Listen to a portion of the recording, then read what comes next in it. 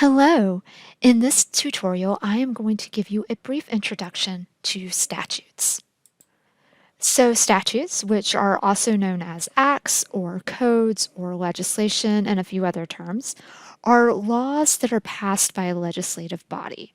So remember, you have three branches of government: the executive branch, the legislative branch, and the judicial branch.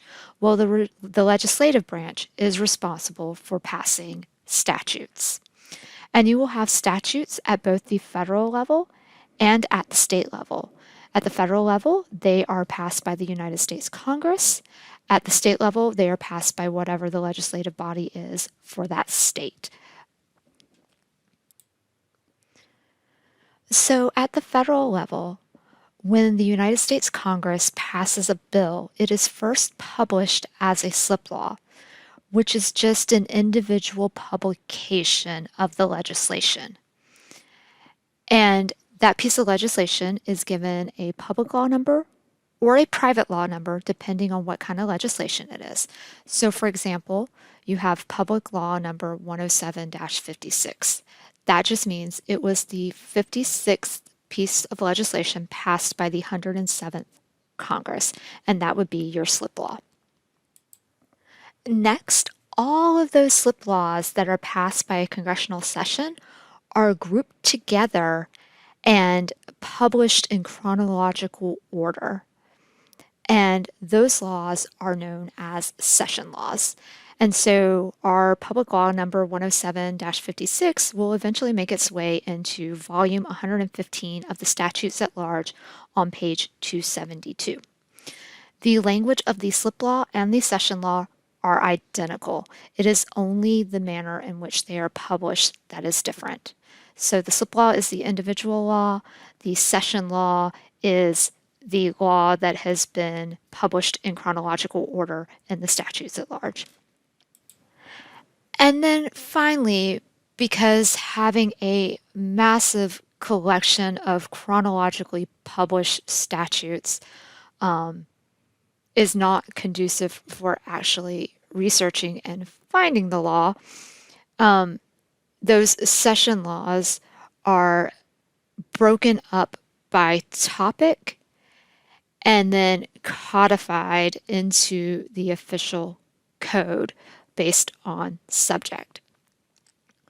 So our example, our public law number 107-56, which is the exact same thing that you will find in volume 115 of the Statutes at Large on page 272, is eventually broken up by topic, and part of it will appear in Title 15 of the United States Code, section 6102. However, other pieces of that public law may appear in other titles or other sections of the United States Code because it has now been broken up by topic. And the process for publishing a state statute is essentially the same. You will have a bill that has been passed by the legislative body, and that will be your slip law, and it'll be assigned a public law or a private law number. And that slip law is just the individual piece of legislation. And then all of those individual pieces of legislation are published together in chronological order, and that is your session law. In Florida, your publication that contains your session laws are known as the laws of Florida. And then those session laws are then broken up by topic and codified and placed into the official statutes for that state. And at Florida, your official statutes are the Florida statutes. And then finally, I want to talk about official codes versus unofficial codes. At the federal level, the official code is the United States Code, and it is published by the Government Publishing Office.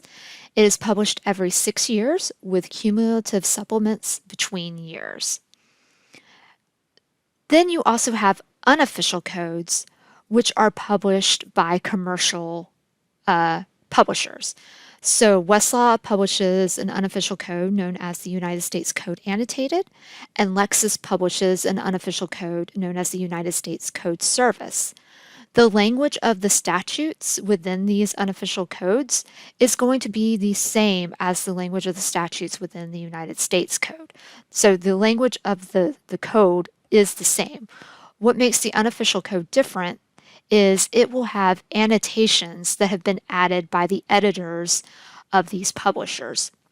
And those annotations include cases that talk about the statutes and secondary sources such as encyclopedias and practice guides and treatises and law review articles and things like that.